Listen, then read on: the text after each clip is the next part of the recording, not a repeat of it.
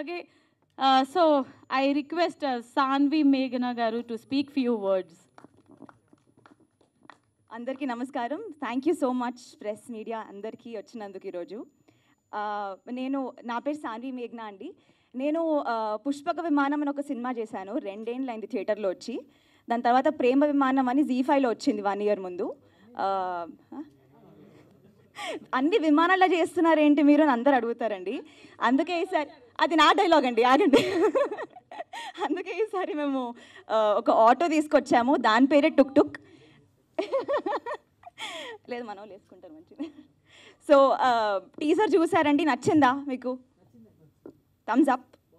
Thank you అండి.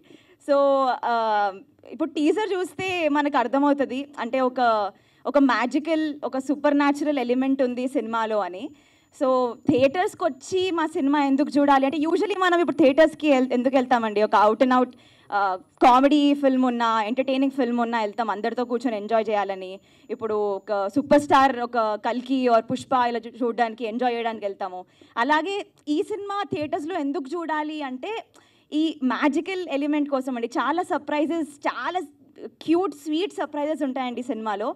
అది enjoy చేయడానికి థియేటర్స్కి వెళ్ళి చూడాలి అని నేను కోరుకుంటున్నాను. సో మార్చ్ 21కి రిలీజ్ అవ్వబోతుంది.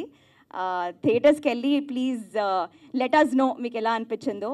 Thank you so much. First of all cinema కోసం వెళ్ళడం సెకండరీ అయితే, మీకోసం చాలామంది వెళ్తారేమో అని మేము అనుకుంటున్నాము.